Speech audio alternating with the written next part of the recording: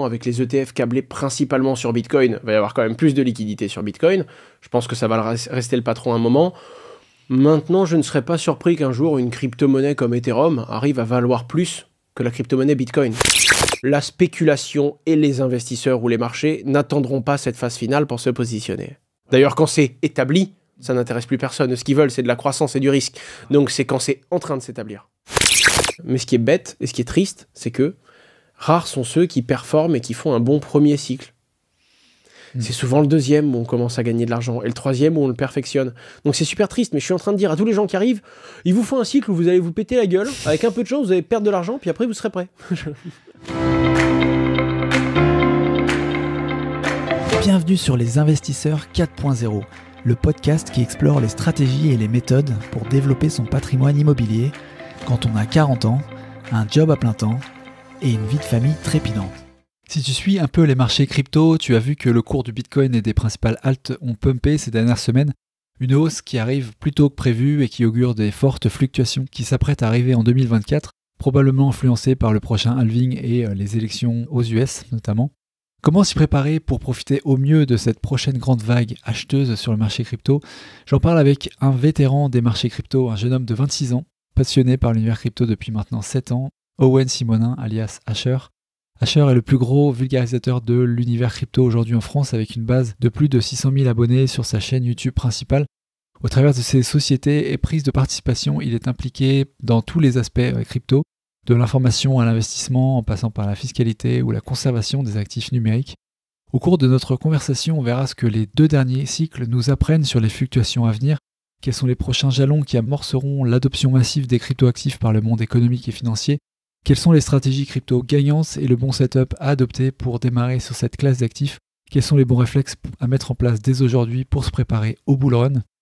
Bref, que tu sois débutant ou confirmé en crypto, tu trouveras dans cette interview de quoi ajuster ta stratégie et préparer au mieux les prochaines secousses que le marché encore peu mature nous réserve. Avant de démarrer, je te rappelle que le meilleur moyen de soutenir ce podcast si tu l'apprécies, c'est de laisser un avis 5 étoiles sur Apple Podcast ou Spotify. Cela nous aide beaucoup à monter dans les classements et m'encourage énormément à te proposer toujours le meilleur contenu. Allez, sur ce, on part dans l'univers crypto avec Owen. C'est parti. Salut Owen, bienvenue chez Les Investisseurs 4.0. Bonjour, merci beaucoup pour l'invitation.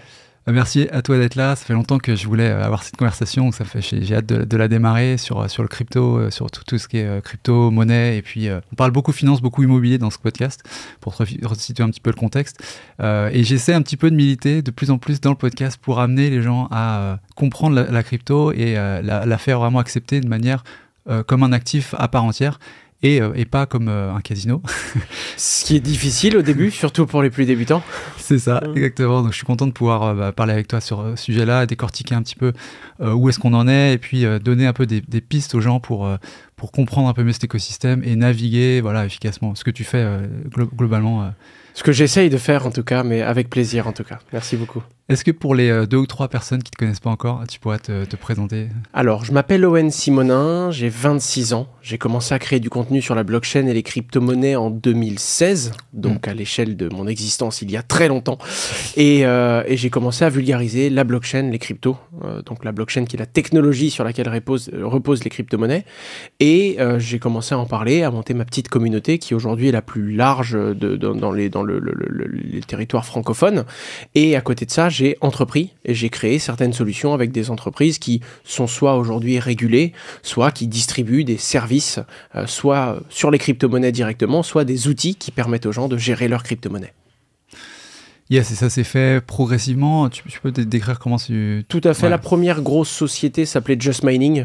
Pour faire simple, la blockchain, la plupart des blockchains sont décentralisées. Il n'y a pas de banque, il n'y a pas d'organisme central, mais... pour le coup, ça veut quand même pas dire qu'il y a personne qui sécurise le réseau. Ce sont des ordinateurs qu'on appelle des mineurs qui vont faire des calculs toute la journée pour sécuriser le réseau. Et notre première société vendait ce genre de machine. Just Mining, en fait, c'était quelque chose de très nouveau, de très compliqué. Mais nous, on avait fait des ordinateurs qu'on recevait à la maison. Tu les branchais à Internet, électricité, t'appuyais sur Start et la machine te faisait un virement sur ton compte courant à la fin du mois. Cette société a évolué. Elle s'appelle aujourd'hui Meria. C'est ma société mère. Et en quelle année tu as créé Just Mine? 2017, un an après mon lancement. Et là, du coup, Meria a bientôt 7 ans, du coup. Et elle sécurise toujours différentes blockchains de façon totalement différente, puisqu'aujourd'hui, déjà, on est plus de 45. Ensuite, on a une licence. On est considéré par l'autorité des marchés financiers comme un prestataire de services sur actifs numériques. Et donc, on est cadré par la loi et par le régime qui n'existait pas à l'époque. Et aujourd'hui, on propose à des particuliers, à des entreprises et à des institutions d'acheter des crypto-monnaies, de les détenir sur notre plateforme et de les travailler, c'est-à-dire de les investir pour générer des intérêts dans tous les mécanismes complexes que propose la blockchain, mais avec une plateforme super simple et un dashboard qui ressemble à ce qu'on connaît quand on achète des actions en bourse, par exemple. Et ça, ouais, parce que sur ce service-là, en fait, c'est parce que le mining, c'est quelque chose d'assez simple philosophiquement, en tout cas, tout à fait, sur lequel on peut comprendre comment créer des intérêts, créer de la valeur. Là, tu sous-entends peut-être que sur le service, vous diversifiez aussi sur d'autres choses. Alors, on a arrêté en fait le mining. Dans le sens où on a arrêté d'envoyer des machines chez des particuliers à domicile. On a eu des trucs de fou. La machine qui était sous la pluie, elle marchait plus. C'est normal, c'est un ordinateur.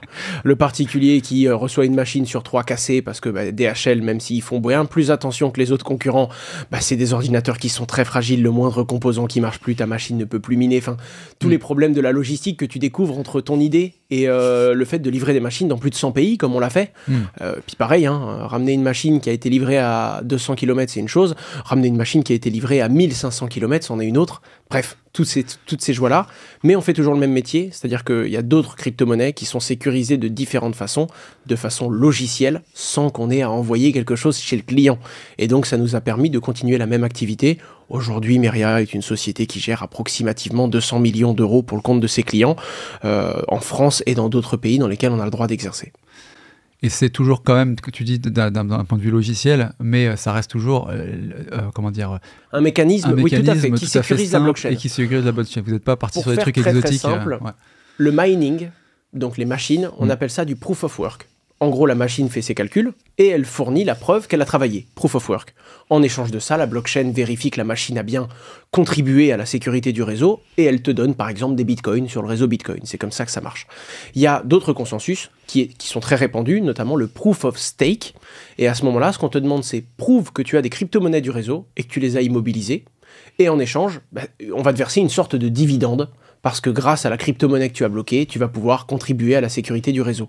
Donc c'est un autre consensus, c'est différent du mining, mais ça rend les mêmes services dans le sens où ça fait circuler les transactions, ça permet de sécuriser le réseau et ça permet à la personne qui a bloqué sa crypto d'être rémunérée pour le service rendu. Ouais. Donc il y a une vraie logique qui est derrière. C'est ce qu'on appelle les fonctionnements de consensus décentralisés. Parce que comme la blockchain n'a pas d'organisme central, elle se doit quand même d'assurer certaines fonctions qu'aurait dû assurer un organisme central. Tu as plusieurs autres sociétés aussi dans l'univers crypto. Tu peux nous décrire un peu ce que tu fais aussi? Dans les autres sociétés, on a par exemple Descoin qui est un broker. Qui est également régulé en France. Descoin, pour le coup, c'est vraiment un organisme de change, en fait, finalement. Ça change des fiat, donc des euros, des dollars, en crypto-monnaie et vice-versa. Que ce soit pour une levée de fonds, que ce soit pour un achat régulier, mais c'est vraiment le change. Contrairement à Meria, qui, oui, on permet aux gens d'en acheter ou d'en vendre, mais c'est en acheter pour prendre position et pour les faire fructifier. C'est vraiment pas le même objet et la même fonction finalement. À côté de ça, on a pris des participations dans beaucoup de sociétés françaises. Il y a une autre structure qui s'appelle par exemple Bitstack, qu'on aime beaucoup et dont on partage vraiment la vision des fondateurs, qui permet d'acheter en DCA, tu sais, tous les mois, toutes les semaines, une petite quantité pour accumuler sa crypto-monnaie. On a pris des parts chez Waltio, qui est un logiciel qui aide les particuliers à calculer la plus-value qu'ils ont réalisée pour pouvoir déclarer leurs impôts en France, parce que c'est une usine à gaz, sinon, si on n'a pas ce genre de logiciel.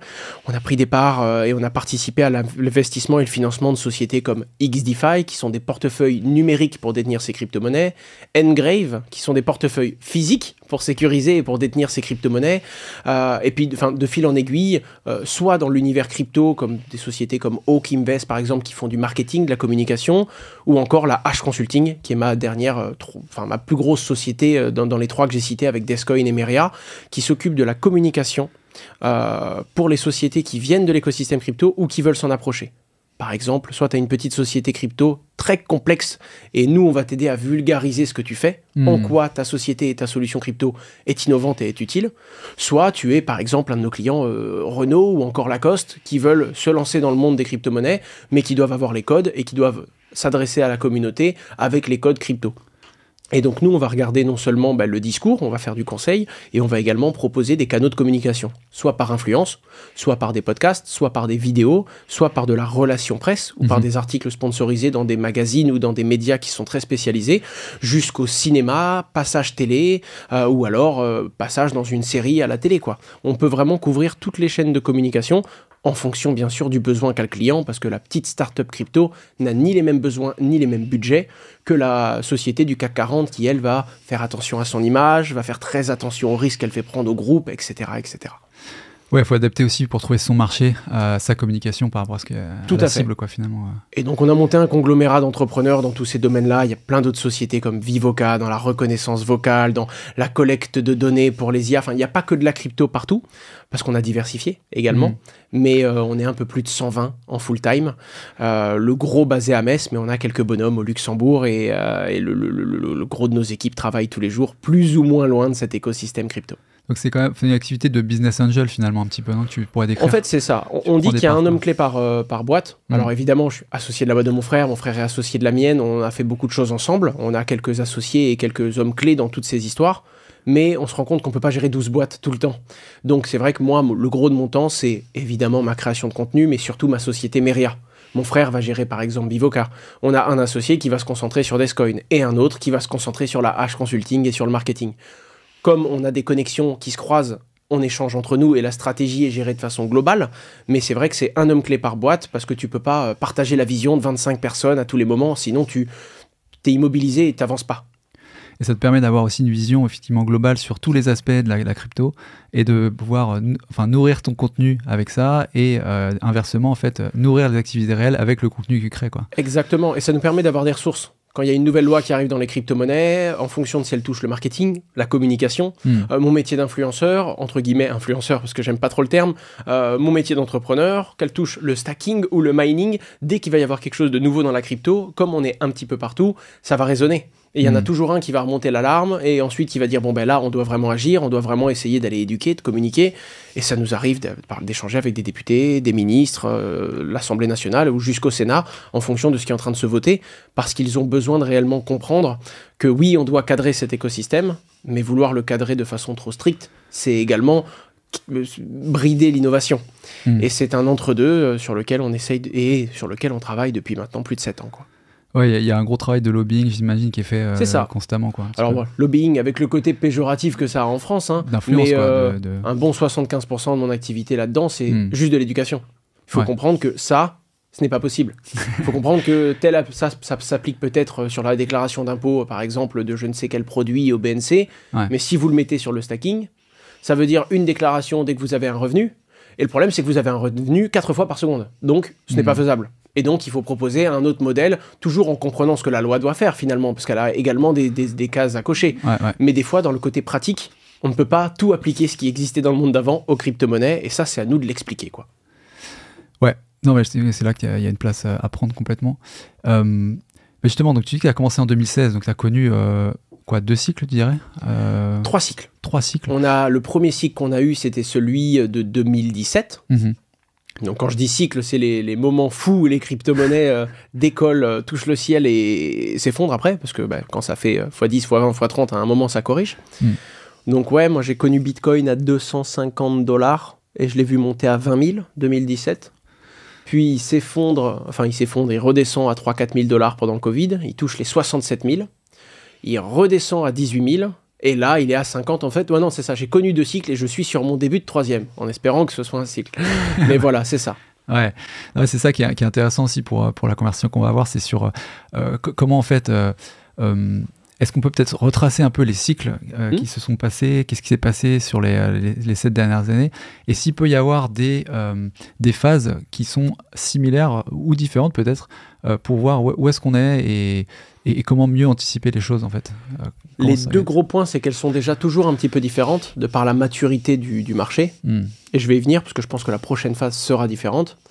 Et ensuite, comme c'est totalement prédictible, parce que ces cycles viennent du halving de Bitcoin, que je vais expliquer dans quelques secondes, les performances passées ne préjugent pas des performances futures. Hein. Si on était sûr que le Bitcoin allait monter à telle date tous les 3 ans, tout le monde en achèterait. C'est pas aussi simple que ça. Et c'est ce qui fait qu'il y a toujours un doute, et c'est ce qui fait que ça prend du temps. Pour faire très simple, il y a un mécanisme dans le proof of work de Bitcoin, donc dans le mining qu'on a explicité quelques minutes avant, c'est le fait que tous les 210 000 blocs, donc à peu près tous les 210 000 fois 10 minutes, c'est 4 ans à peu près, il y a 2 fois moins de nouveaux Bitcoins distribués. Donc les machines qui sécurisent le réseau ont d'un coup, d'une minute à l'autre, 2 fois moins de Bitcoin en récompense pour leur travail. Et donc là, il n'y a pas 25 000 solutions. Soit le Bitcoin prend de la valeur, on en a moins, mais comme il vaut plus, on s'en sort. Soit on découvre qu'on arrive à avoir de l'électricité gratuite, parce que c'est le seul poste de dépense d'un mineur, finalement, c'est un ordinateur, donc lui, il doit juste ne pas payer l'électricité. Soit il y a un problème, on n'est plus rentable, et on doit arrêter ce métier pour sécuriser la blockchain. Et donc, naturellement, ce qui se passe, c'est le seul truc possible, ceux qui payent trop cher déconnectent leur ordinateur, et le Bitcoin prend de la valeur pour permettre à ce métier de subsister et de continuer à sécuriser le réseau. Et quand le Bitcoin explose à la hausse, le gros des crypto-monnaies suivent, toutes les autres. Parce qu'elles ont une partie de leur cotation en Bitcoin, parce que Bitcoin, c'est le métronome. Quand Bitcoin monte, à lui seul, il représente 54% du marché, donc il tire tout le marché à la hausse. Et du coup, il y a beaucoup de liquidités qui arrivent, des entrepreneurs qui maintenant ont des moyens et des ressources pour mettre à jour leurs idées. Bref, ça lance tout le cycle. Et là, on est dans une phase où tout explose, tout décolle, et du coup, il y a des innovations, des découvertes, des levées de verrou techniques, des nouvelles idées qui viennent enrichir cette hausse fulgurante que les crypto-monnaies ont connue en 2013, du coup, en 2017, en 2021, et beaucoup l'espèrent, en 2024. Parce que le prochain halving, c'est en avril 2024. Et ouais, en fait, le point d'entrée, c'est le Bitcoin. En fait, les gens rentrent là, la liquidité entre là-dedans, et ensuite, ça passe sur d'autres actifs. Jusqu'à présent, c'était le cas. Ouais. Mais là, cette année, il y a eu quelque chose de nouveau. On n'est pas encore arrivé au halving, parce que généralement, il y a le halving de Bitcoin, et c'est dans les quelques mois qui suivent que ça décolle. Là, il y a eu quelque chose de nouveau. BlackRock. BlackRock qui demande un ETF, donc un produit, entre guillemets, régulé et accessible pour les géants de la finance traditionnelle, sur Bitcoin. Et donc, Bitcoin n'a pas attendu le halving pour passer de 18 000 $ à presque 50 000 à l'heure où on parle. Et donc beaucoup de gens se disent, qu'est-ce qui se passe? Est-ce qu'il va y avoir un cycle? Est-ce que ça va augmenter? Est-ce que en fait ça a augmenté, mais ça n'a pas encore commencé, donc ça va être encore plus fou? Et est-ce que ça va être comme d'habitude? Sauf que y a évidemment plein de changements de par la nature des gens qui commencent à investir dans les crypto-monnaies aujourd'hui. Oui, parce que le niveau de maturité du marché n'est pas le même non plus. Tout à fait. L'adoption est différente. La loi avant n'existait pas, donc ça faisait peur aux grands groupes. Maintenant, il y en a une. Avant, il n'y avait pas les infrastructures pour qu'il y ait beaucoup de liquidités. Maintenant, il y a les ETF. Mais avant, du jour au lendemain, 10 fois plus de gens pouvaient découvrir les cryptos. Aujourd'hui, on estime que 10 ou 12% des gens en détiennent. 30 ou 40% des gens en ont déjà entendu parler. On va avoir du mal à faire x10. Ouais. Et donc, il y a toujours des éléments qui changent d'un cycle à l'autre parce que le marché n'est pas le même, l'éducation non plus. Et donc, on est toujours là à se demander, est-ce que tu penses que ça va faire comme 3 fois auparavant ? S'il y avait une certitude absolue, Bitcoin serait déjà au plus haut. Donc, c'est ce doute qui est à pricer aujourd'hui et qui fait que certains arrêtent d'attendre le bon moment et rentrent petit à petit au fil de l'eau et accumulent, tout simplement. Ouais. Comment, tu as l'habitude de côtoyer pas mal de gens aussi dans le monde de la finance, du coup, des marchés financiers.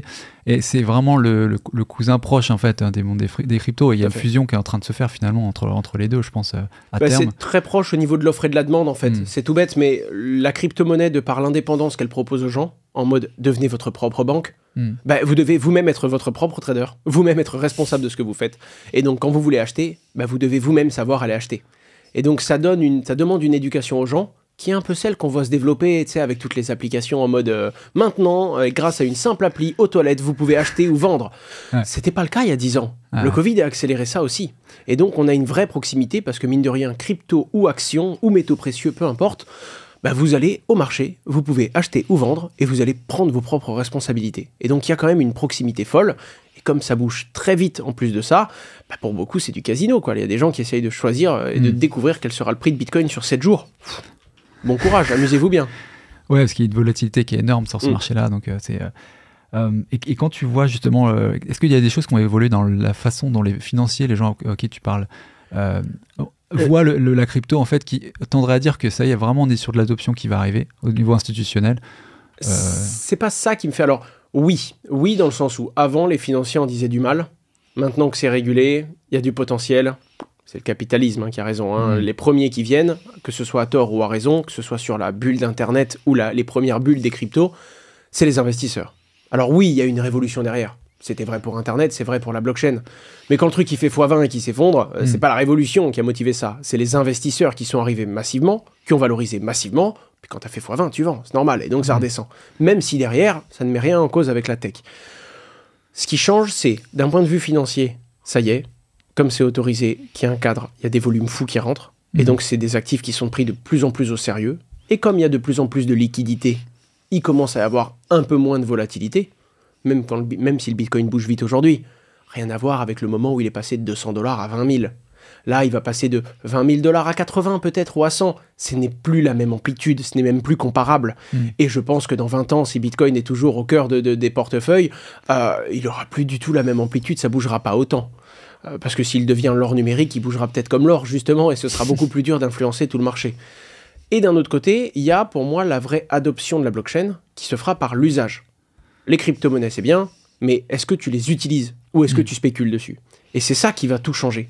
Et pour moi, ce sera évident quand on utilisera la blockchain, sans même savoir comment elle fonctionne, sans même savoir qu'on utilise cette technologie, tout comme on est en train d'utiliser Internet pour diffuser ce podcast. Et pourtant, ni toi ni moi n'avons envie d'expliquer comment fonctionne le protocole TCP/IP qui vous permet de nous entendre actuellement. Je pense que ce sera ça. J'avais justement envie de... Oh, j'ai pas envie. Mais voilà, je pense que c'est ça la phase d'adoption finale. La spéculation et les investisseurs ou les marchés n'attendront pas cette phase finale pour se positionner. Ça, c'est clair. Ok. D'ailleurs, quand c'est établi, ça n'intéresse plus personne. Ce qu'ils veulent, c'est de la croissance et du risque. Donc, c'est quand c'est en train de s'établir. Et c'est aussi pour ça que ce monde est un peu aussi excitant, et c'est pour ça que reste quand même, la volatilité reste très forte par rapport aux actifs financiers traditionnels, même si elle a baissé, mais elle est encore incroyablement plus élevée. Oui, puis les États-Unis ne sont pas encore tout à fait clairs vis-à-vis de leurs lois. L'Europe a défini un cadre, l'Inde est encore contre, mais il pourrait changer de position. L'Asie a des pays qui sont vraiment pour les crypto-monnaies, d'autres qui, pour l'instant, ne se positionnent pas. C'est pas encore uniforme. Mais tu vois, le gros truc quand même, c'était l'ETF qui a été validé il y a 2 jours. Pour les gens qui vont nous écouter en 2025, on est un Bitcoin à 50 000 $ seulement au moment où on est en train de discuter. C'est quoi pour toi les prochains jalons? Donc, l'ETF sur ETH, je crois qu'il est un petit peu pricé déjà, ça va venir sûrement. C'est ça. Alors, ce qui est difficile avec l'ETF, c'est que quand on a annoncé BlackRock voulait un ETF, BlackRock obtiendra un ETF. C'est BlackRock. C'est pas la petite société de trading du coin, c'est le big boss de Wall Street et du monde, je pense. Bref, du coup, cette attente en mode BlackRock va l'avoir, ça a valorisé énormément Bitcoin. Pourquoi? Parce qu'il y allait avoir de la demande sur l'ETF, et comme c'est un ETF spot, s'ils vendent 1 € d'ETF, il y aura 1 € d'achat au marché. Et comme Bitcoin est peu liquide, pour le géant BlackRock en tout cas, ça va forcément mettre une pression. Voilà pourquoi sur le court terme, on ne sait pas. Parce que là, il vient d'avoir l'ETF, ça ne veut pas dire que demain, des milliards de personnes vont se jeter dessus. C'est l'infrastructure pour que des gros volumes puissent rentrer. Ça ne veut pas dire que des gros volumes vont rentrer maintenant. Mais en tout cas, les tuyaux sont là, quoi. Donc je pense que c'est surestimé sur du court terme, sous-estimé sur du moyen-long terme. Quand on voit ce que les ETF ont fait sur le marché de l'or, quand on voit ce que les ETF ont fait sur le marché des retraites, ça peut apporter des liquidités folles. Mais il faut qu'il y ait cette demande. À suivre. Les gros points d'évolution, c'est les pays qui vont se positionner et qui ne se sont pas encore positionnés légalement, premièrement, et les évolutions techniques. Il y a encore des verrous techniques à lever dans le monde de la blockchain. Comme par exemple l'account abstraction. Ça, c'est très important. Aujourd'hui, il y a une barrière à l'entrée. Quand on veut acheter des crypto-monnaies et les détenir, vous devez avoir votre clé publique, votre clé privée, enregistrer votre seed, utiliser un wallet de navigateur pour émettre vos transactions. Et peut-être que les gens qui m'écoutent ne me suivent déjà plus. C'est ça le problème. Alors qu'avec le wallet abstraction, on va pouvoir, entre guillemets, utiliser les cryptos comme on utilise des solutions aujourd'hui, sans avoir à expliquer et vulgariser ces 4-5 étapes qui sont pas très compliquées, mais qui demandent quand même du temps et des efforts à des gens qui n'auront pas envie de le faire. Ça, c'est la première chose. La deuxième, c'est la cross-compatibilité. Aujourd'hui, on essaye. Il n'y a pas de standard encore. Alors oui, standard de sécurité, c'est Bitcoin, inviolable. Scalabilité, usage, finance décentralisée, ça va être Ethereum. Voilà, c'est les 2 gros trucs. Mais dès que le réseau est surchargé, les transactions sont chères. Ça va pas assez vite. On voit des limites à la technologie, en fait. Et donc, tout le monde est en train d'essayer de... Moi, je vais faire une nouvelle couche qui va aller plus vite, qui va coûter moins cher, qui sera plus transparente, qui va protéger mieux la confidentialité des données. Et donc, on est encore en train d'essayer, tu vois. Et je pense qu'il faut qu'il y ait 2-3 standards. Que ce soit pas un monopole, mais un oligopole de 4-5 solutions utilisées par tout le monde. Et pour ça, il faut encore qu'il y ait des entrepreneurs qui, grâce à cette spéculation et ces moyens, essayent, échouent, fassent une V2, V3, V4, V5. Et ça, ce sera très important pour qu'on puisse réellement mettre de la blockchain partout. D'abord, il faut qu'on arrive à trouver le standard qui convienne à tout le monde. Et donc, c'est ces quelques verrous techniques qui, pour moi, vont être super importants pour que cette blockchain, finalement, cette technologie devienne évidente comme Internet. Ouais, que ça soit vraiment un truc qui glisse, en fait, qui soit en fait, de plus en plus transparent dans la vie de tout le monde. Exactement. Puis comme au début d'Internet, on est encore en train de on est encore en train de chercher les quelques langages de code qui seront les plus utilisés. Et pourtant, ils évoluent encore aujourd'hui. Ouais, c'est sûr, c'est sûr. Là, il y a une raison pour laquelle, sur ce cycle-là, ça serait différent dans la séquence des choses, c'est-à-dire, première, un flux de capitaux, on a dit, Bitcoin, large cap, ensuite on passe aux alt, ensuite la dominance arrive, elle baisse à un niveau autour de 70%, et là, tout d'un coup, la chaise musicale, la musique s'arrête. Est-ce que, pour toi, c'est mathématique, logique que ça continue comme ça, ou? J'aime pas dire logique. Parce que à chaque fois que j'étais sûr d'un truc, enfin plus j'avance, moins j'ai de certitude et plus j'ai de conviction. Mais quand j'ai des convictions, des fois je suis surpris par beaucoup de choses. Je ne saurais pas dire.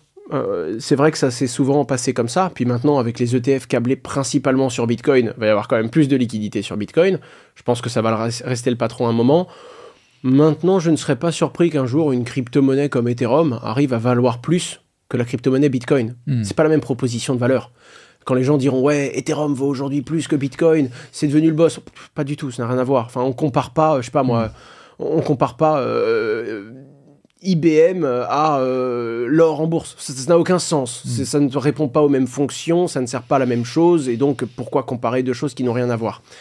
Maintenant, est-ce que le cycle ne va pas changer, et est-ce qu'on n'aurait pas, je sais pas moi, l'un des standards qui est recherché, qui d'un coup va prendre une valeur folle et devenir le standard d'usage en balayant une grosse partie de ses concurrents, parce que comme on est dans un océan bleu, il y a 20, 30, 40 projets qui se battent pour répondre aux mêmes besoins. Par définition, il y a celui qui va y répondre le mieux, un ou deux qui vont y répondre différemment, tous les autres ils ont rien à faire. Enfin, si ton job à toi c'est d'être le plus rapide et que finalement t'es le numéro 2, bah tu sers à rien. T'es pas le plus rapide. Ouais. Et donc je pense qu'il y a ça. Il y a beaucoup encore de segments dans la crypto-monnaie où tout le monde se bat pour répondre à la même question. Et quand il y en a un qui aura apporté une réponse satisfaisante, bah soit tu fais mieux, soit tu meurs. Et il va y avoir un grand balayage à un moment. Est-ce que ce sera dans ce cycle ou est-ce que ce sera dans 8 ans? J'en sais rien. Mais je pense qu'aujourd'hui, il y a encore beaucoup de mouvements et on le sait. Comme c'est une tendance et que c'est un effet de mode, dès qu'il y a une tendance blockchain, tout le monde vient créer quelque chose dessus. Oh, les NFT, c'est trop bien, c'est révolutionnaire. Oui, c'est mon point de vue. Maintenant, est-ce que vendre des chimpanzés uniques de couleur rose, c'est révolutionnaire? Non. Mais comme les NFT, c'est à la mode, bah, tous les NFT, utiles ou non, se valorisent. Ça ne durera pas. Et c'est ce qui s'est passé en 2021-2022. Et donc, il y en a plein qui viennent créer, entre guillemets, des merdes, on peut le dire, hein, inutiles, juste parce qu'il y a tellement de liquidités qui rentrent sur tellement peu de projets existants que même sans aucun objectif de régler un problème, on peut valoriser quelque chose. C'est ça que je trouve extrêmement difficile d'un point de vue investisseur aussi. Totalement. C'est de faire vraiment la distance entre, la corrélation entre la valeur intrinsèque fondamentale d'un token et finalement l'anticipation qu'ont les investisseurs sur la hausse de son cours en fait. Et c'est très dur pour plein de raisons. Déjà parce que c'est compliqué. Ensuite parce que même si on a de la visibilité, on ne sait jamais tout. Et ensuite, même si on avait toute la visibilité, bah, une start-up, ça se pète la gueule souvent. Alors imaginez une start-up crypto qui a fait 10 fois le financement d'une entreprise normale et qui a eu 7 mois pour livrer, qui ne sait même pas encore quelle loi va être devant elle, parce qu'aujourd'hui elle a peut-être le droit, demain elle n'aura peut-être pas le droit, qui est concurrencée par 25 sociétés qui veulent répondre au même problème. Même avec une bonne analyse et un bon positionnement, on peut se péter la gueule. Donc imaginez ceux qui arrivent, qui n'ont pas d'expérience, qui sont juste des artistes ou quoi, et qui n'ont pas eu d'expérience d'entrepreneur, qui ne savent pas scaler une structure, mettre des process. Il y a beaucoup de casse, mais c'est normal en fait, parce que c'est juste très jeune. Et sur la valeur fondamentale d'un token, est-ce que c'est la même chose que... Par exemple, une action en bourse, par exemple, elle se valorise sur le fait que tu vas recevoir un dividende ou elle va générer du résultat et tu vas recevoir un dividende. C'est assez quand même... il y a une vraie valeur derrière.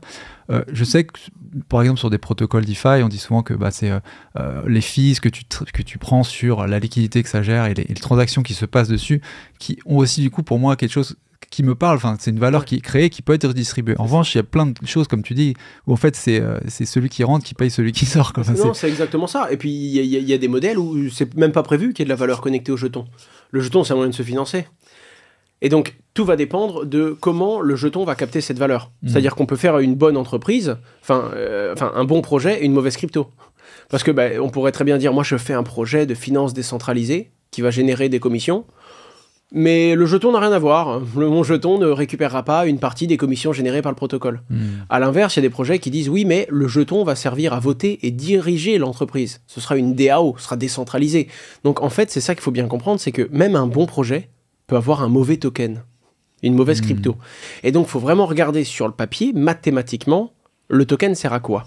Est-ce que c'est une part des profits générés par le projet ? Est-ce que c'est un droit de vote ? À ce moment-là, comment évaluez-vous la gouvernance d'un jeune projet et 1% du droit de vote du réseau ? C'est dur, hein ? C'est très dur. Et c'est ça qui est très, très compliqué. Et également, le nombre de jetons. Est-ce que l'équipe fondatrice en a 90% ou est-ce que ça a été distribué aux utilisateurs ? C'est vraiment très complexe. C'est la fameuse tokenomics, en fait, ça. Qui fait que... Contrairement à une entreprise où, s'il y a 100 actions, une action égale 1%, et puis après, tu n'as plus qu'à regarder quelle est la valeur de cette boîte, quels sont les revenus de cette boîte. Tu as des crypto-monnaies qui n'ont rien à voir avec la valeur du projet. Ouais, en action, tu as les dilutions quand tu as les augmentations de capital, mais c'est la seule chose, mais je veux dire, c'est quand même très cadré, carrément. Et non, ça, c'est intéressant de savoir qu'effectivement, tu peux parier sur en fait, un projet avec un bon concept, une bonne équipe, et avoir une mauvaise surprise. Mais c'est ça qui est délicat, et c'est ce qui fait pareil. Moi, je le voyais quand je supportais certains projets, et que naturellement, j'en fais la promotion. Quand moi, je commence à en parler partout, et quand je commence à faire du marketing pour eux, même avec la meilleure analyse du monde. De toute façon, quand Ethereum est arrivé, les gens qui étaient only Bitcoin disaient « Ouais, c'est une honte, encore un token qui sert à rien ». Et quand il y a eu d'autres crypto-monnaies qui sont arrivées après Ethereum, les gens qui adoraient Ethereum disaient « Ouais, encore des merdes qui servent à rien, des copies ». Et puis il y en a qui meurent, on vous l'avait dit, puis il y en a d'autres qui survivent, et qui eux-mêmes créent d'autres... Donc, quoi qu'il arrive, comme on est au tout début, dès qu'on a une conviction, on va juger les convictions des autres. Le but, c'est d'essayer d'éviter la casse, d'essayer quand même de se dire, bon, ça fait sens, il y a une utilité, il y a de la valeur qui est captée de cette façon-là et qui est créée de cette façon-là, j'y crois. Mais on va beaucoup diversifier son portefeuille, parce que contrairement ou en bourse où on espère avoir pas plus d'une ou deux pommes pourries dans ses portefeuilles, parce qu'on peut avoir des surprises, dans les crypto-monnaies, si vous choisissez 10-15 projets, il est certain que dans 3 à 6 ans, il y a une bonne partie de votre portefeuille qui sera morte. Par contre, il y a peut-être 1 ou 2 pépites dans votre portefeuille qui vont couvrir toutes ces pertes. Mais bon, c'est un petit peu le concept des VC qui investissent dans les startups, en fait, j'ai envie de dire. Hein. C'est la même chose, sauf que là, on a peut-être un peu plus de morts et les réussites sont peut-être un peu plus fulgurantes. Et puis l'étude des projets et de la tokenomics, c'est plus compliqué parce que c'est encore pionnier dans ce domaine. C'est ça. Et puis, tu as des trucs que tu peux pas lire. On sait jamais trop, il y a des flous. Ça, c'est pas une action cotée au Nasdaq où tu sais très bien que quand ils disent il y a tant de nouvelles actions, il y a tant de nouvelles actions. Tu peux regarder des choses on-chain, parce que code is law, le code ne ment pas. Si on voit que dans la blockchain, ils ont tant et qu'ils sont bloqués et qu'ils peuvent pas en faire plus, ils en feront pas plus. Par contre, qu'est-ce qui te dit que le portefeuille qui est réservé à la communauté, et le portefeuille qui est réservé à la team, et le portefeuille réservé au marketing, ils font ce qu'ils veulent quand ils dépensent ce truc de marketing. Les gens vérifient pas toutes les factures et c'est aussi normal d'avoir un peu cette flexibilité pour le projet. Mais il y a un jeu moral, un quitus à respecter qui des fois déçoit la communauté. Dans un court instant, on verra les stratégies qu'Owen met en place pour ses propres investissements crypto, le setup et le mindset qu'il conseille d'adopter pour faire les meilleurs choix et les possibilités que la finance décentralisée pourrait bientôt offrir à tous les investisseurs. À tout de suite. Dans ce contexte-là, en fait, quels seront les bons conseils, mais plutôt les bons réflexes ou plutôt que des réflexes, en fait, une sorte de méthodologie, une approche. Alors, tu as parlé de la diversification. De toute façon, le risque zéro n'existera jamais. Voilà. Ne pas mettre d'argent qu'on n'est pas prêt à perdre. Ça, c'est la règle numéro 1, toujours. Surtout en crypto, parce que ça va très vite. La diversification, pour éviter de se prendre des prunes qui sont létales. Et le dernier truc, c'est essayer d'aller chercher des échelles de temps qui sont le plus longues possible. Parce que sur 1, 2, 3 ans, on va se rapprocher de la technologie et de ce qu'elle peut apporter. Sur 3 semaines, on est en train de choisir rouge ou noir à la roulette, quoi. Ça, c'est vraiment les bases que je dirais à un débutant. Le problème, c'est que le niveau d'après, c'est comme dans n'importe quel sport. Il faut 5 minutes pour comprendre les règles, il faut une vie entière pour exceller. Et moi-même, si je disais c'est quoi la bonne méthode pour choisir un projet, je regarde la team. Sur les petites valeurs, c'est la team qui fait tout. Des bons entrepreneurs vont se retourner, vont pivoter. Des gens qui n'ont pas entrepris, ils vont se péter les dents. Même s'ils arrivent à lever beaucoup d'argent. Avoir une bonne idée, ça suffit pour lever en crypto. Ça suffit pas pour la faire vivre. Ensuite, les tokenomics. Comment fonctionne le jeton ? Est-ce que la valeur est dans le jeton ou dans le capital de la boîte ? Ensuite, leur régulation. Ils sont dans quel pays? Quel bâton ils peuvent avoir dans les roues dans le futur? Mais pour ça, il faut connaître la régulation actuelle. Bon courage quand vous êtes débutant pour vous dire, bon, quel est le statement légal aux États-Unis? Quel est le statement légal en France? Ah, il y a l'Union européenne qui va préempter sur ce que fait... C'est compliqué. Ça demande vraiment beaucoup de temps. Tout comme si on me demandait, Owen, comment est-ce qu'on choisit l'entreprise dans laquelle investir en bourse? Alors en fait, bilan analytique, on y va. C'est délicat, c'est compliqué. Et puis il y a également les tendances qui sont très importantes en crypto. Si on fait une bonne crypto sur l'intelligence artificielle en ce moment, ça va pumper, ça va mouner fort, parce que c'est ce que veulent les gens. Et parce qu'il y a beaucoup de gens qui viennent dans les cryptos, enfin faut être franc, hein. Tu viens dans les cryptos, c'est une chose. Tu vas sur un protocole crypto pour acheter des crypto-monnaies avec effet de levier, c'est roller coaster le truc. Et quand quelqu'un joue sur roller coaster, il sait sur quoi il va jouer. Et donc pour moi, ça, on se rapproche du coup du gambling. Et donc naturellement, il y a des gens qui viennent aussi pour cette volatilité. Si c'était calme, ils iraient ailleurs. Et donc tu vas jouer une partie où tu sais que certains veulent que ça swing fort. Ça fait partie des attentes. Oui, mais on est plus ou moins équipé pour faire face à ça, tu vois. C'est ça aussi, quoi. En tout cas, on est censé s'y attendre. Parce que beaucoup arrivent en mode, oh, je comprends pas, j'ai tout gagné, j'ai fait x3 rapidement, je suis un génie. Non. Tu t'es positionné, t'es dans la bonne phase au bon moment. Et d'ailleurs, attention à ça, parce qu'il y a des débutants qui arrivent dans le bon moment. C'est les phases de valorisation. 1, 2, 3 paris, mais tu sais, t'as des phases où tout monte. Donc t'as l'impression que t'es le loup de Wall Street, en fait. Là, t'as un bel effet Dunning-Kruger qui t'arrive dans la tête. T'es arrivé, t'as pris 4 positions, t'as fait x5, tu descends à table, tu expliques à tout le monde comment tu vas changer la voiture, tu vois. Attention, parce que ce que le marché te donne, il va te le reprendre tout aussi vite. Et la descente, elle est très dure. Très, très dure. Surtout quand tu te dis, bon, bah, j'ai mis 5, j'ai gagné 25, bah, je vais mettre 70. Attention, parce que les arbres ne montent pas jusqu'au ciel, et ceux qui gagnent réellement sont ceux qui, même quand ils ont de la chance, savent vendre. Et ça, il n'y a pas de secret non plus. Hein. Tu vends toujours trop tôt. Et quand tu vends et que ça s'effondre, bah, t'as toujours vendu trop tôt aussi, tu vois. C'est toujours la même chose. Il ne faut pas chercher le point parfait pour rentrer ou pour sortir. Je pense que j'ai l'impression que plus je réfléchis à ces thèmes et plus moi j'investis aussi et puis je me prends des bananes, plus j'ai l'impression que le véritable atout de l'investisseur dans ce marché, c'est l'acceptation des choses qui ne sont pas sous son contrôle et du fait de pouvoir... tu vois, par exemple, si tu as fait x5 et tu sors à x3... ton esprit va te lamenter sur le fait que tu as raté, tu vois. Tout à fait, mais ça c'est purement humain. Et puis après il va te lamenter sur le fait que tu as raté jusqu'à ce qu'il redescende à x2 et que tu dises j'ai bien fait. Mais c'est ça, et c'est pour ça qu'il y a un gros secret là-dessus. Déjà tu as raison, prendre de la distance et accepter, parce que si tu cherches à être le meilleur tout le temps, tu vas juste souffrir dans le monde des finances, et surtout ça va te faire des bêtises, parce que tu as vendu, ça remonte à x4, tu dis j'aurais pas dû, tu rachètes. Ça monte à x5, tu dis heureusement, ça descend à x3, oh non, j'aurais pas dû racheter. Enfin, tu vois, ce truc de débutant ça, faut arrêter. Tu te positionnes, va chercher du un peu plus long terme. Et ensuite, avant même de te positionner, tu te dis, qu'est-ce que je vise en rentrant maintenant?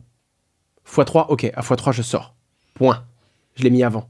Et la deuxième chose, ça c'est ma petite secret sauce, mais c'est ce que font tout le monde, tu sors jamais totalement.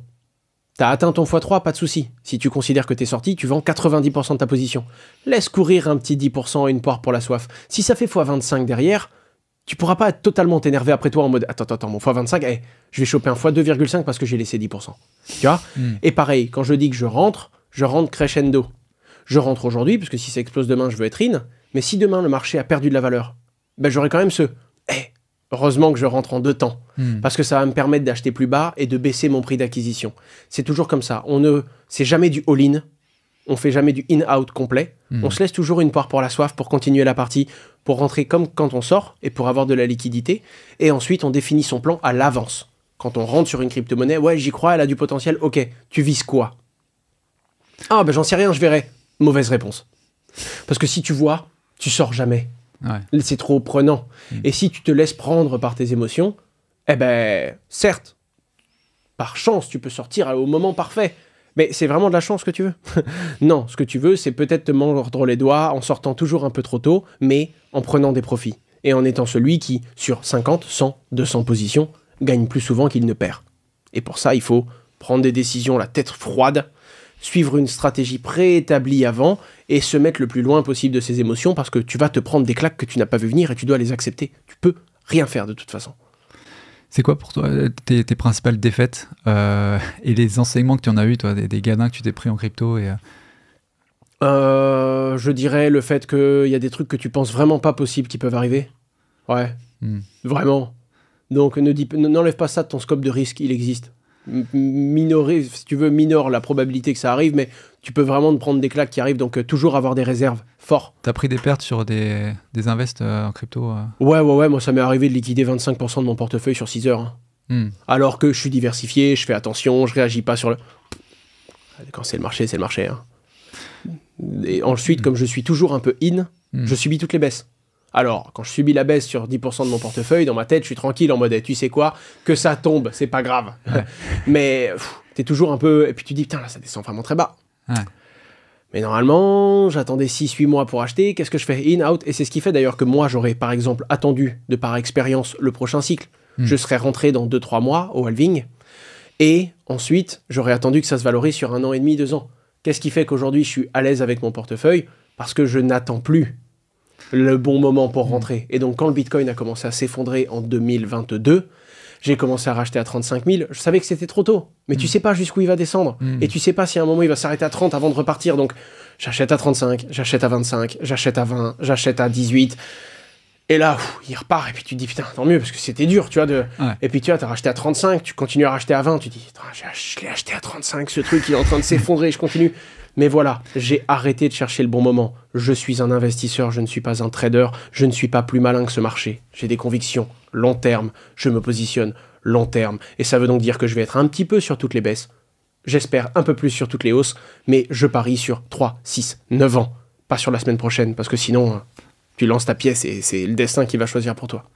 Tu fais tout type d'approche, que ce soit donc jouer la valorisation ou faire du rendement, les airdrops, les choses comme ça. Comment tu vois Je fais tout.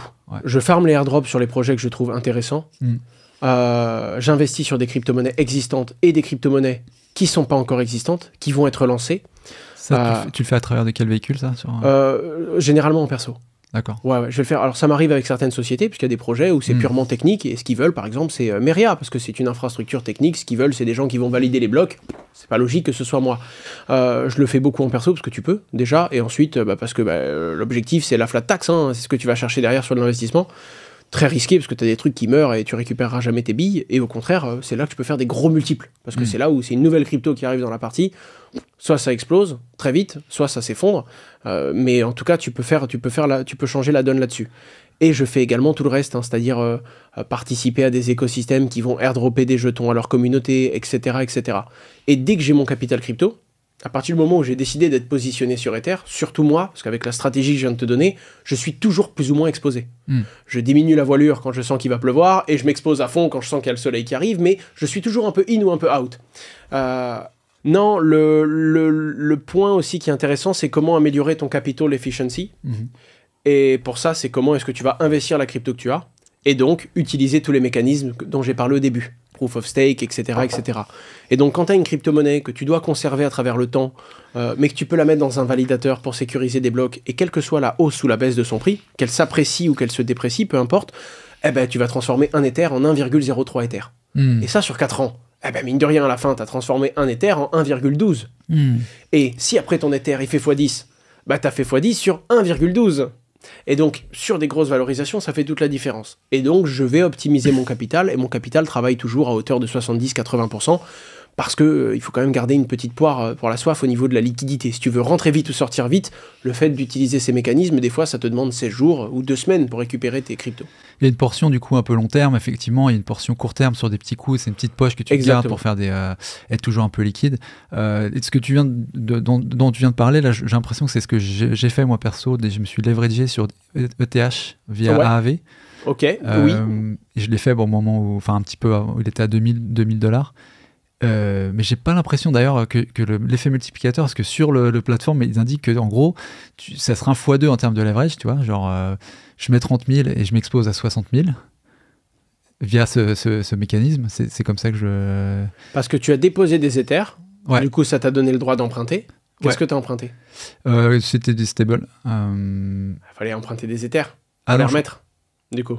Non, en fait, j'ai utilisé avec DeFi Saver, je crois qu'il le fait automatiquement. Ok, oui. Tu vois, en fait, oui, c'est des Ethers, excuse-moi. Non, mais ça dépend. En fait, le truc qui est dur, c'est que là, du coup, tu as fait de la DeFi, tu as fait du pure lending et borrowing. Ça dépend vraiment des taux, et les taux bougent vite. Ouais, c'est vrai. Alors que moi, je regarde plus le proof of stake parce que j'ai peur du lending et borrowing. Tu peux vite avoir en fait, la poche de liquidité, il y avait un trou, hein, donc Zou. Ouais, c'est vrai. Mais bon, généralement, tu as des meilleurs rendements que le stacking. Le stacking, en ce moment, il est capé à 3 ou 4%. En lending, sur tes Ethers, tu peux vite monter à 9-10. Tu prends plus de risques, hein, mais tu peux vite le faire. Et donc, c'est vrai que en fonction de la crypto-monnaie, soit c'est une crypto-monnaie qui donne 30% d'intérêt par an, là, j'y vais avec levier, on n'a pas de souci. De toute façon, je joue déjà le risque. Sur mes Ethers, je vise vraiment la valorisation de l'Ether. C'est ça mon pari, long terme. Donc, autant rester à 3-4% par an et ne pas prendre de risques, plutôt que de te dire, waouh, pour 4% de plus, je risque la mise totale. Tu vois ? Ouais, bien sûr. Ça dépend de l'actif. Ouais. Ça dépend vraiment de l'actif. Mais du coup, tu gardes quand même la possession de tes Ethers. Donc, si tu crois fondamentalement à l'Ether, oui. Une stratégie comme ça, t'es pas vraiment perdant parce que c'est comme si tu fais qu'amplifier en fait. Mais tu vois, je préférerais, plutôt que d'aller le prêter dans un protocole, je préfère aller mettre un long sur l'Ether avec un effet de levier x2. Parce que tu as le même résultat que ce que tu vas chercher, mais tu dépends pas du coup de ce protocole-là et tu peux, entre guillemets, mettre moins dans la boucle en fait, si tu veux, pour obtenir le même résultat. Ouais. Ou alors aller mettre, si tu es sûr que ça va monter, pourquoi pas prendre un levier x5 et mettre 5 fois moins de capital. Je suis plutôt comme ça. Soit je vais chercher du rendement safe et là je vais utiliser les consensus, stacking, etc. Soit c'est des stablecoins et là je vais faire du lending et du borrowing parce que t'as pas d'autre choix de toute façon. Tu peux pas prendre à levier un stablecoin, il ne bougera pas. Ouais. Soit je veux réellement, j'ai une confidence court terme sur la valorisation de l'actif et là, ça me ressemble pas trop, mais je vais mettre un petit levier quoi. Ouais. Donc tu vois, j'ai vraiment l'outil qui correspond à mon besoin. Et ça m'arrive de me dire, bon allez, là j'active tous les outils que j'ai parce que j'ai une conviction forte, on y va quoi. Mais tu vois, ça donne quand même l'impression que, et c'est ça aussi qui est assez excitant dans la crypto, c'est qu'il y a énormément de possibilités possibles et qu'en fait ça dépend de la connaissance parce qu'il y a un tel gap aussi entre le moment où tu connais rien. De 3 trucs. Hein. Ouais, mais t'en as qui font du lending pour avoir une autre crypto et cette crypto ils la mettent à levier. C'est le problème et l'avantage de la finance décentralisée. Tu as tous les outils de la finance traditionnelle. Dans ton coin, chez toi, en tant que particulier, débrouille-toi. Alors tu fais des dingueries, hein, tu fais des grosses bêtises, mais dès que tu commences à bidouiller un petit peu, tu dis putain, ça normalement, il faut 500K sur un produit structuré pour le faire. Ah, je le fais dans mon salon avec 18 €, c'est sympa. Ouais, puis mais intellectuellement, ça t'apprend des trucs de fou. Ah oui, puis ça stimule de fou. Hein. Moi, ça m'est arrivé de faire des trucs tout seul derrière mon écran, dans la tête, j'étais sur le toit de Wall Street. Hein. Et c'est très important également pour comprendre comment marche le monde, parce que tu comprends un petit peu comment se financent des entreprises, pourquoi il y en a certaines qui ont des problèmes de... tu sais, quand tu as une société qui peut pas compenser ce qu'elle doit à une autre, des problèmes de contrepartie, ce qui s'est passé avec Silicon Valley Bank, c'est des trucs où, en tant que particulier, tu dis mais qu'est-ce qui leur arrive en fait ? Qu'est-ce qui se passe dans leur bilan pour que les mecs ils passent de sociétés qui gèrent des milliards à faillite ? Et ben là on t'explique, en fait le mec il a prêté ses Ethers, hein, il a emprunté autre chose, l'autre chose il y a 7 jours pour le récupérer, alors que les clients veulent le récupérer maintenant. C'est pas qu'il est insolvable, c'est qu'il est illiquide. Donc, insolvable à l'instant T. Ouais. Et donc et tu comprends plein de choses qui, moi qui viens de la finance décentralisée, avant de découvrir la finance traditionnelle, je me dis, bon, il y a des similitudes dans les deux domaines, il y a des avantages et des inconvénients, et il y a les mêmes abus, d'une manière ou d'une autre, dans les deux mondes. Parce qu'à partir du moment où tu mets de la finance décentralisée, elle est décentralisée, mais ça reste de la finance. Pas de surprise. C'est derrière des hommes, des comportements, moutonniers ou autres, enfin en tout cas de marché, qui les font bouger, quoi. Et ce qui a été cadré et interdit dans la finance traditionnelle, on sait qu'on va avoir une petite fenêtre de tir pour le faire dans la DeFi. Ouais. Mais ce qui est intéressant, c'est la transparence de cette blockchain, quoi. Oui, parce que les effets, tu vois, le hack de curve récemment, c'est pas un truc que t'auras eu en article du Wall Street Journal, quoi. Ah, mais totalement. Et pourtant, quand tu dézoomes, ça ressemble à des choses qui existent dans le monde de la finance. Ce qui me tue, c'est les front-runs. Ça, c'est vraiment un truc, tu sais, où le mec, il envoie sa transaction, je sais pas, moi je dis une bêtise, hein, évidemment, mais il va échanger du stablecoin pour acheter 1000 Ethers. On imagine 10 000 Ethers. En gros, c'est tellement gros, ça va faire bouger le prix. Évidemment, c'est pas sur Ether, ils font ça sur des petites monnaies qui vont bouger beaucoup, tu vois. Le mec, il met pas trop de frais de transaction. Donc, il envoie sa transaction dans la blockchain, elle va être exécutée dans 2 minutes. Évidemment, la blockchain est transparente, donc tout le monde le voit. Et là, il y a un mec, il envoie la même transaction pour acheter des Ethers, mais avant lui, parce qu'il sait que ce mec qui va venir acheter d'un coup, il va faire monter le prix. Et au lieu de mettre 2 € de frais de transaction, il met 100 €. Donc la transaction, elle va passer devant la grosse transaction. Il va acheter, la grosse transaction arrive, ça fait monter le prix, et là, il revend. Du front-running à l'échelle, à ciel ouvert, quoi. Parce que normalement, ça se fait sous la table, t'as des informations, t'as du si, c'est illégal. Voilà, c'est dans la blockchain. Tu passes sur les validateurs, eux, ça les arrange qu'il y ait des gens qui payent 50 fois les frais de transaction. Et évidemment que le validateur, il va traiter ta transaction plutôt que l'autre. T'es prêt à payer 50 fois plus. Sauf que toi, t'as juste écouté ce qu'a fait l'autre et t'es venu te servir avant lui et t'es venu revendre après lui, quoi. Ouais, t'as pas on va dire le bénéfice de faire des opérations vraiment, tu vois, over the counter de gré à gré en disant. C'est ça. Alors il y en a aussi, mais t'as carrément des gens qui viennent faire entre guillemets ces abus dans la blockchain. Et puis toi tu vas dire mais c'est illégal ça. Alors déjà c'est pas encore cadré par la loi. Ils le font pour show off ou le font pour le bénéfice tout simplement T'as un peu des deux, mais généralement ceux qui le font à grande échelle, c'est le bénéfice. Hein. À un moment, t'es plus là pour montrer quoi que ce soit, hein. Tu veux du cash. Ouais. Et puis quand tu fais ça sur des trucs, tu prends des risques quand même. Hein. Tu balances un ordre, ton ordre, si tu veux vraiment gagner de l'argent, je te parle pas du bonhomme qui fait ça pour gagner 150 balles. Je te parle de l'organisation qui a recruté des développeurs et qui exécute des ordres plus vite que ceux qu'elle voit passer dans la blockchain, qui paye des outils pour scanner toutes les transactions en temps réel et qui a 1 minute 30 pour agir quand elle voit une opportunité. Pour elle, c'est presque de l'arbitrage, en fait, ce qu'elle fait. Tu vois En mode, t'avais qu'à mettre plus de frais. C'est un truc de fou. Et eux, évidemment, ils sont plus là pour montrer quoi que ce soit. Ce qu'ils veulent, c'est un rendement. Et tu te dis, ouais, mais c'est illégal. Dans un marché régulé, c'est pas encore le cas. Et qu'est-ce qui te dit que c'est illégal pour le mec qui fait ça en plein milieu de l'Inde ou en Afrique? Qu'est-ce qu'il en a ciré, lui, de ta loi française de le marché, c'est un marché libre? Donc tu joues avec les mêmes règles que tout le monde. Sauf que toi, t'as pas le droit de faire certaines choses. Parce que toi, t'as un sol qui te dit, ça, c'est pas bien. Mais ça, c'est quand même, ça, c'est aussi un obstacle. On en parlait, t'en parlais au début de ce qui pouvait, les obstacles à une adoption totale et entière. Je vois pas des institutions financières arriver là-dedans avec ce risque de front run qui n'est pas réglé, tu vois. Mais il y a déjà des moyens de le régler. Je te donne un exemple. Nous, on tient des validateurs. Donc, en gros, on met les transactions dans les blocs. Ce que je t'ai dit là, c'est les validateurs qui acceptent le MEV. Maximum Extractable Value. En gros, toi, t'es là, et ça veut dire, il y en a un qui paye 20 centimes sa transaction. S'il y en a un autre qui dit, moi, je paye 5 €, mais je passe avant lui. Bah, tu dis oui. Toi, tu gagnes 5 balles pour le même boulot. Eh ben, naturellement, en tant que validateur, t'as plus de rendement. Si c'était 3% par an ou 4% par an sur Ether, si tu acceptes de faire du MEV, et que tu acceptes les transactions, notamment des transactions de front-running, eh ben, tu vas peut-être monter à 6%. Eh ben, nous, en tant qu'acteurs régulés, on est tenu par la loi d'avoir des validateurs qui, dans la mesure du possible, ne font pas ces pratiques. Mais du coup, tu as des gros clients qui viennent te voir qui font « Mais attends, pourquoi je mettrais 20 millions chez toi alors qu'il y a 1% de plus chez l'autre ?» Ouais, mais l'autre fait des trucs pas bien. J'en ai rien à cirer qu'il fasse des trucs pas bien, moi je veux mon pourcent, tu vois. Et au là, final, t'as déjà des arguments qui font que... mais du coup, c'est pas le même marché, c'est pas la même demande. T'as des grandes institutions qui, pour 1%, ne prendront pas le risque de passer, de participer ou de cautionner ce genre de pratique. Et donc, on va signer des gros établissements qui viennent chez nous parce qu'on fait pas ça, alors qu'on a moins de rendement. Et à l'inverse, un gros client qui est à l'international, qui en a rien à cirer de la loi, il va dire non, moi je cherche le rendement, il va sur Internet, il regarde qui offre le plus, il le suit. Tu t'en fous de ce qu'il fait sur son nœud. Et là, tu te rends compte qu'il y a de la demande et de l'offre sur à peu près tout. Et tant qu'il y a de la demande et de l'offre, en fait, ça se joue de toutes les contraintes que tu peux avoir à côté, quoi. En termes de setup pour se préparer, qu'est-ce que tu penses qui est intéressant pour quelqu'un qui veut se préparer bien à ce marché, tu vois, alors que ça soit en termes de wallet, setup technique, accès à l'information Alors, c'est très dur parce que ça dépend de ce que veut faire la personne. Un débutant qui nous écoute, qui a rien, qui a même pas acheté de Bitcoin, je lui parle d'un Rabi Wallet, d'un MetaMask et d'exchange décentralisé, il va dire mais qu'est-ce qu'ils disent les mecs? Donc, le plus important c'est évidemment la connaissance et ça prend du temps, donc mettez-vous-y vite. Si vous ne connaissez rien aux crypto, arrêtez de regarder juste des vidéos, mettez de l'argent. Attention, ceci n'est pas un appel à l'investissement, d'accord? Je vous dis pas de mettre votre argent sur la table. Non, mais mettez 45 balles, mettez 75 €. Mais je vais même vous dire mieux, achetez votre erreur. Allez l'acheter. Dites-vous que vous allez la perdre cet argent. Donc mettez 40 balles. Comme ça, quand ils seront perdus, c'est pas grave, c'était prévu. Mais arrêtez de juste théoriser ce que vous pourriez faire. Ouvrez un portefeuille, mettez 45 €, retirez votre crypto-monnaie, amusez-vous à aller dans la blockchain et à échanger du Bitcoin contre de l'Ether. Vous allez voir que c'est compliqué quand on est débutant, il faut passer par une plateforme centralisée, donner son identité. Quand on a échangé contre son Ether, l'Ether on peut le mettre dans la blockchain. Amusez-vous à passer sur d'autres blockchains. Pratique. Faites-le vite, c'est le plus important. C'est ce qui fait que si un jour on vous dit « Oh, il y a une opportunité ici sur telle blockchain », vous avez le chemin en tête. Vous savez par quoi passer. Ça, c'est le plus important et c'est ce que je pourrais recommander à un débutant. Investir, oui, mais quelques dizaines d'euros. De l'argent que vous êtes non seulement prêt à perdre, je dirais même de l'argent que vous allez perdre. Comme ça, vous êtes tranquille et vous mettez vraiment un montant ridicule. Ensuite, restez toujours à l'écoute.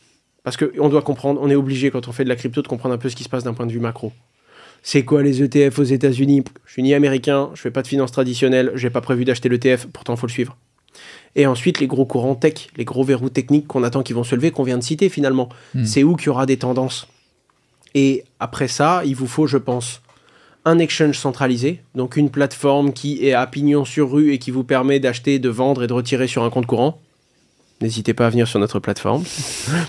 Tu fais ça aussi, toi? Ouais. Oh, c'est ce que propose Meria. Hein. D'accord. Okay. Alors, là où on doit être franc, c'est que nous ne sommes pas un exchange. On ne propose pas de marché secondaire. En gros, Monsieur A ne peut pas vendre à Monsieur B sur notre plateforme. Nous, on fait l'outil de broker. Le mec, il vient, il a son portefeuille chez nous. Il va pouvoir faire du lending, du stacking depuis notre plateforme, de tout ce qu'on disait, hein, le fait de prêter, le fait de sécuriser la blockchain pour obtenir des intérêts. Mais nous, on va tenir ton portefeuille. Comme Bourse Direct te permettrait de gérer tes 35 actions en bourse. C'est ce que tu vas faire chez nous. Tu peux donc acheter ou vendre, mais globalement, tu ne vas pas le faire directement au marché. Nous, on va aller sourcer au marché en fonction de ta demande. Et donc, naturellement, là où tu aurais 0,1, 0,2% de commission, nous, on va t'exécuter à entre 0,5 et 1%. Sauf que ton but, c'est pas de in-out toute la journée chez nous. C'est de te positionner et de travailler quantitativement ce montant. Ça, c'est la première chose. Donc, je dirais, ouais, une plateforme d'investissement comme la nôtre, par exemple, mais il en existe plein d'autres. Hein. Et pourquoi pas un exchange aussi? Tu vois, un compte Binance qui, lui, te permet réellement d'aller chercher plein d'actifs au marché et de faire du in-out toute la journée si tu as envie de t'amuser. Je pense que ça fait partie du setup nécessaire. Le plus important étant chez nous, par exemple, le Fiat On-Ramp, qui te permet de rentrer des euros ou de les retirer sur des comptes bancaires français, les GIT, et de l'autre côté, le fait d'avoir accès à toutes les cryptos. Et donc, en plus de ton exchange centralisé, que tu aies un portefeuille décentralisé et que tu saches aller acheter et vendre on-chain. Mais ça, pour quelqu'un qui ne connaît pas ces mots, je viens de vous donner un super conseil bien compliqué, quoi.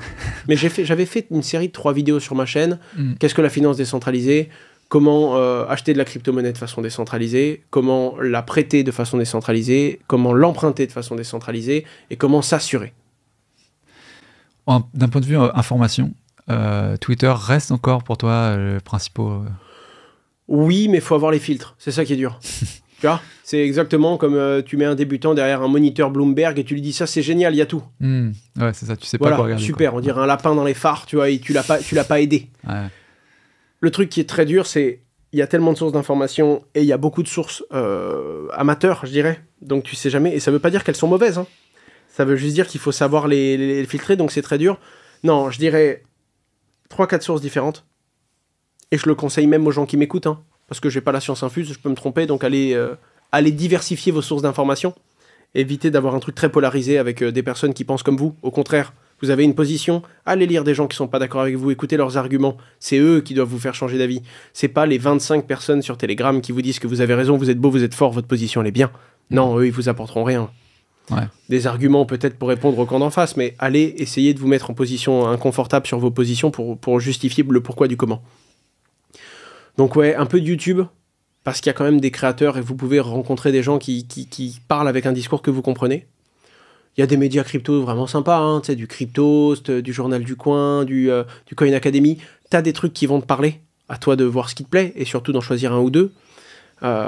Et ensuite, quand tu commences à avoir tous ces codes et que tu connais les quelques gros acteurs, va te faire ton fil Twitter. Va suivre 10, 15, 20 personnes, certaines un peu plus techniques, certaines un petit peu plus traders, justement, d'autres un petit peu plus entrepreneuriat, régulation, réalité de ce qui se passe sur l'écosystème et sur le terrain.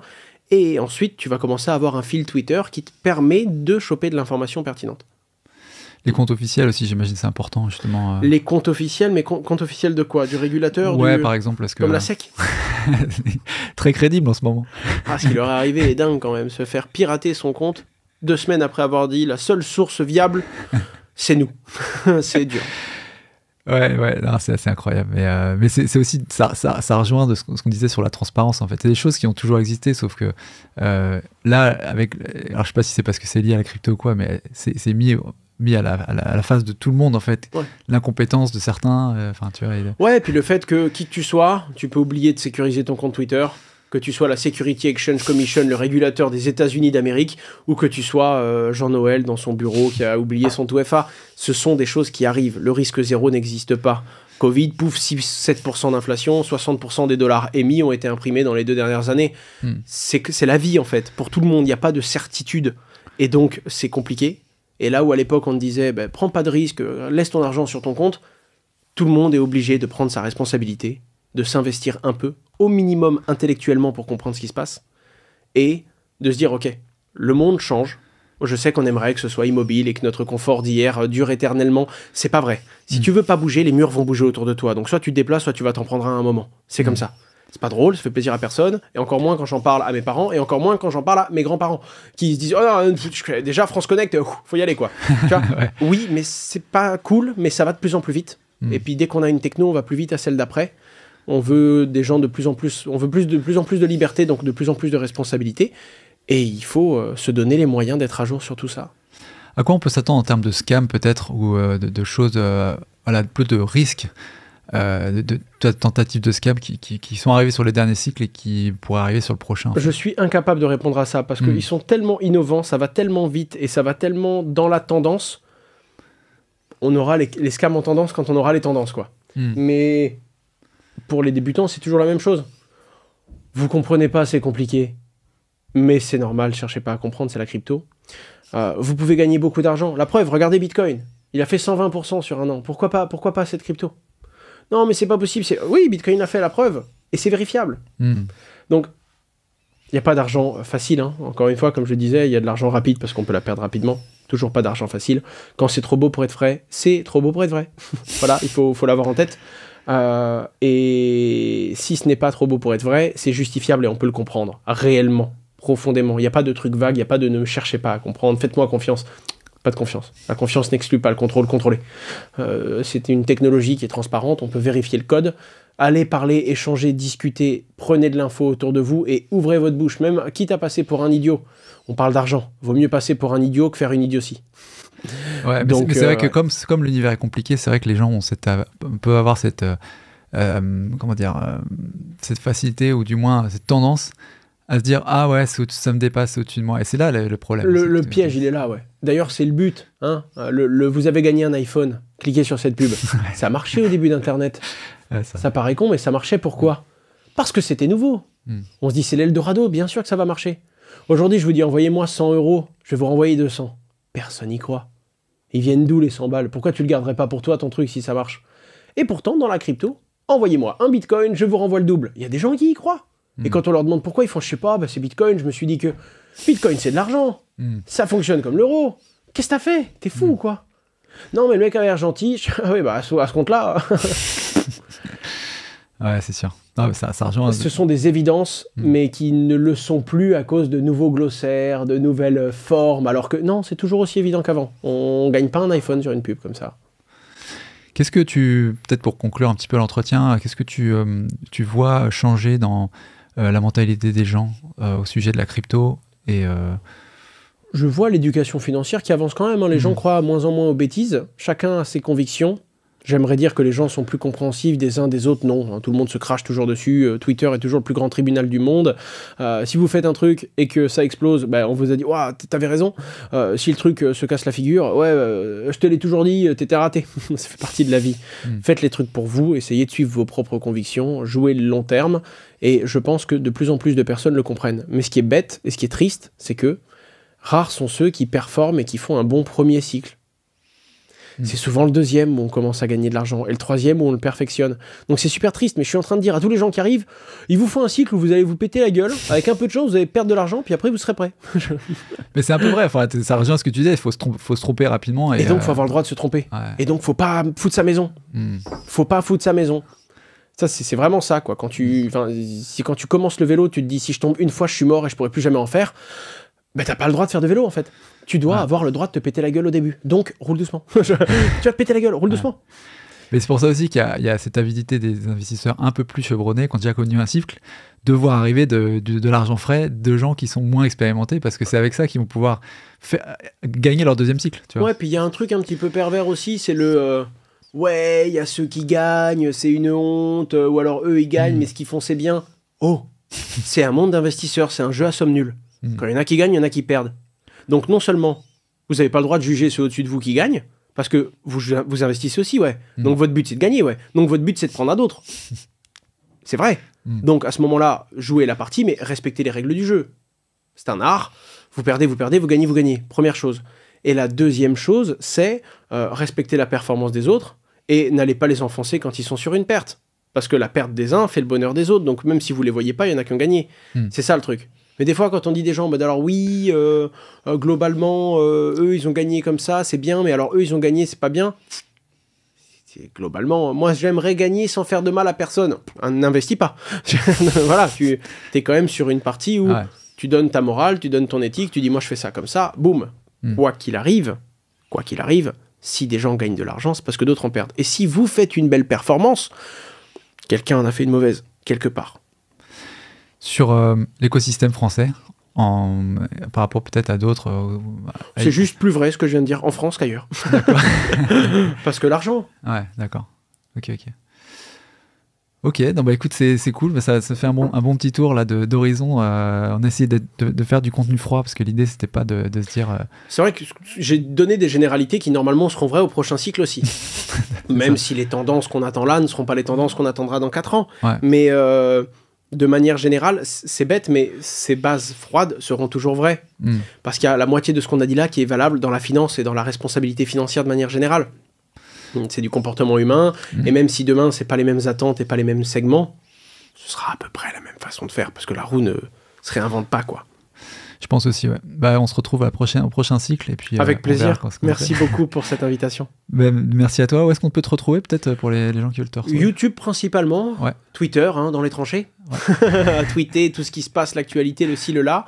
Et puis globalement, Facebook, Instagram, Twitch tous les dimanches pour revoir l'actualité, ma chaîne YouTube secondaire pour traiter de l'actu et à peu près partout. T'es un peu partout, ouais, c'est ce que j'allais dire. C'est pas difficile de te rater, quoi. Mais voilà, YouTube, Twitter, c'est très à jour. C'est cool. Merci beaucoup, Owen. Merci à vous. À bientôt. Ciao.